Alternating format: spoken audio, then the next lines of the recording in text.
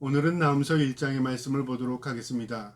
이 나훔서의 내용은 그 당시에 가장 부강하고 막강했던 군사력을 가지고 있던 나라였던 이 아수르의 수도 니누에 대한 경고의 메시지인데요. 이 니누의 경고는 곧 아수르 전체에 대한 경고였고요. 이 경고는 열방에 대한 경고이기도 한 것입니다.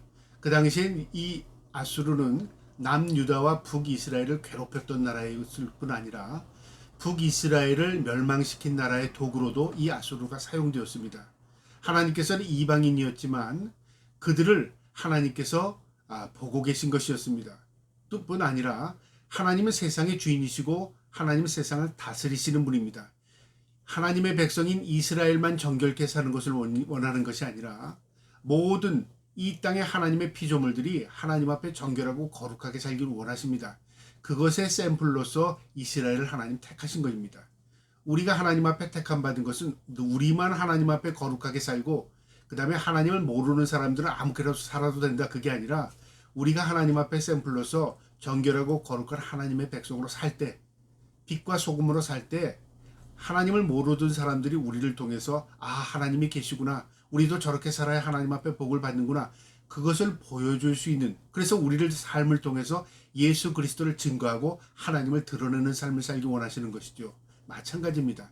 이스라엘이 하나님 앞에 정결하고 거룩한 삶을 살아갈 때 이방인들도 하나님 앞에 그렇게 살기를 원하시는 것입니다. 하나님은 세상을 다스리시는 뿐만 아니라 세상의 주인이시기 때문에 그렇습니다. 이 아수르도 하나님이 창조한 백성들입니다. 그래서 하나님께서 이 아수르를 보고 계신 겁니다.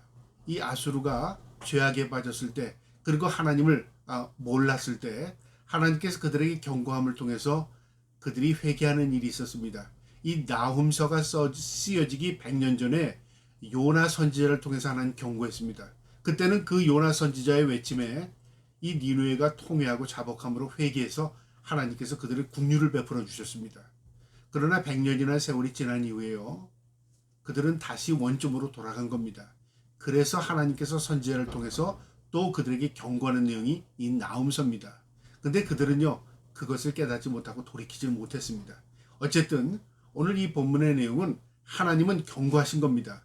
누구를 통해서요? 나훔 선지자를 통해서. 2절에 여호와는 질투하시며 보복하시는 하나님이시라. 질투한다, 보복한다, 이 내용의 다른 말은요, 질투는 사랑하기 때문에 질투하는 겁니다. 하나님은 이방인이었지만 그들을 사랑했습니다. 그리고 보복하신다, 죄를 묵인하지 않는다, 그 말입니다. 여호와는 보복하시며 진노하시되 자기를 거스리는 자에게 여호와는 보복하시며 자기를 대적하는 자에게 진노를 품으시며, 하나님을 무시하고 하나님을 업신여기고 하나님에 대한 무시함, 하나님 그대로 넘어가지 않습니다.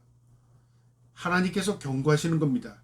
그리고 그걸 통해서 하나님 앞에 회개하기를 원하신 것이죠. 3절에요.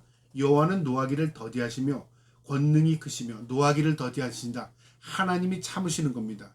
여러분, 우리가 때로는 착각하는 게 하나님이 가만히 계시니까 하나님이 모르신다고 착각하죠. 때로는 하나님께서 우리의 벌을 지적하지 않으니까 하나님 모르신다고 착각하는 겁니다. 아닙니다. 오히려 우리가 회개하기를 기다려주시고 참으시는 겁니다. 노하기를 더디하시며 권능이 크시며 벌받을 자를 결코 내버려 두지 아니하시느니라. 참고 길이 참지만 그 죄를 돌이키지 않을 때 하나님이 그 죄값을 물으십니다. 여호와의 길은 회오리 바람과 광풍이 있고 구름은 그의 발에 띠끌이로다. 세상의 모든 것을 다스리시고 지배하시는 하나님, 바람의 흐름도 그 다음에 이 모든 광풍도 하나님의 손 안에 있다, 그 말입니다. 그래서 우리의 눈에 보이지 않지만요, 하나님께서는 섭리 가운데 세상을 이끄십니다. 4절에요. 그는 바다를 꾸짖어 그것을 말리시며 모든 강을 말리시나니 바산과 갈멜에 쇠하며 레바논의 꽃이 시드는도다. 하나님은 바람으로 모든 것들을 말리시는 것처럼 하나님께서 눈에 보이지 않지만 다스리고 계신다, 그 말이죠. 모르는 것 같지만 우리가 입장에서는요, 하나님은 다 지켜보고 계셨다, 그 말이죠. 그러니까 이 니누에가 회개하기를 하나님 원하신 겁니다. 5절에요. 그로 말미암아 산들이 진동하며 작은 산들이 높고 그 앞에서는 땅 곧 세계와 그 가운데 있는 모든 것들이 솟아오르는도다. 세상의 모든 것들이 하나님의 손에 있습니다. 세상이 움직이는 것, 진동하는 것, 그리고 모든 산들이 움직이는 것, 다 하나님이 하신다, 그 말입니다. 6절에 누가 능히 그의 분노 앞에 서며 누가 능히 그의 진노를 감당하랴. 그의 진노가 불처럼 쏟아지나니 그로 말미암아 바위들이 깨지는도다. 하나님께서 하나님의 명령으로 세상을 만드시고 하나님께서 하나님의 명령으로 세상을 심판하십니다. 7절에요. 여호와는 선하시며 환난 날의 산성이시라. 그는 자기에게 피하는 자들을 아시느니라. 세상을 심판하시기도 하시고 세상을 움직이고 다스리시기도 하지만 하나님께서는 하나님의 백성에게 피할 길도 주시고요. 하나님은 선하심으로 하나님께 다가오는 자들을 품어주십니다. 참 놀라웁니다. 그래서 우리는 하나님을 사랑의 하나님 그렇게 고백합니다. 하나님은 선하시답니다. 환난 날의 산성이시랍니다. 심판이 있는 가운데서도 하나님 긍휼을 잊지 않으십니다. 하나님께서 심판 가운데서도 하나님께 찾는 자를 하나님 보호하신다 그 말이죠. 8절에요. 그가 범람하는 물로 그곳을 진멸하시고 자기 대적들을 흑암으로 쫓아내시는도다. 그러나 하나님을 대적하는 자들에게는 심판하실 때 물로 쓸어버리시기도 하고 흑암으로 쫓아내신다. 그러니까 지옥으로 던져놓으신다 그 말이기도 한 것입니다. 9절에요. 너희는 여호와께 대하여 무엇을 꾀하느냐. 그가 온전히 멸하시리니 재난이 다시 일어나지 아니하리라. 하나님께서 하나님 앞에는 숨길 것이 없다 그 말이죠. 하나님은 모든 것을 다스린다 그 말입니다. 10절에 가시덤불같이 엉클어졌고 술을 마신 것 같이 취한 그들은 마른 지푸라기 같이 모두 탈 것이라. 정신없이 의식 없이 하나님에 대한 의식 없이 살아가는 이 사람들을 하나님께서 마침내 심판할 것이다 그 말이죠. 그러니까 하나님에 대한 의식을 가지고 있는 것 그게 복입니다. 우리가 하나님을 두려워하는 것 그게 은혜입니다. 여러분 우리가 세상을 두려워하면요 하나님에 대한 두려움이 없게 됩니다. 왜 그럴까요? 하나님이 눈에 보이지 않는다니까 없는 것으로 생각하죠. 눈에 보이는 세상만 두려워하는 겁니다. 반대로요 하나님에 대한 두려움을 갖고 있는 자는 세상을 두려워하지 않습니다. 왜입니까? 눈에 보이지 않지만 하나님이 세상을 다스리시고 움직이시고 지배하는 하나님이 주인이심을 알기 때문에 주인에 대한 두려움이 있기 때문에 그 피조물에 대한 두려움을 갖지 않습니다. 이게 인간의 속성입니다. 그러니까 우리가 무엇을 두려워하며 사느냐에 따라서 우리가 세상을 대하는 방법이 완전히 다를 수 있다는 그 말이죠. 하나님에 대한 두려움을 가지고 있으면 세상을 두려워하지 않습니다. 반대로 세상을 두려워하는 자는 하나님에 대한 의식이 없기 때문에 하나님을 두려워하지 못합니다. 결국 죄짓게 된다 그 말이죠. 12절에요. 여호와께서 이같이 말씀하시기를 그들이 비록 강하고 많을지라도 반드시 멸절을 당하리니 그가 없어지리라. 내가 전하는 너희를 괴롭혔으나 다시는 너를 괴롭게 하지 못할 것이니라. 하나님 경고하는데요. 그들이 지금 남유다 하나님의 백성들을 괴롭혔지만 다시는 너희를 괴롭히지 못하게 할 것이다 그 말이죠. 그러니까 이 아수르에 대한 경고를 통해서 회개를 촉구했지만요. 그들이 돌이키지 않음으로 하나님 심판을 작정하셨고요.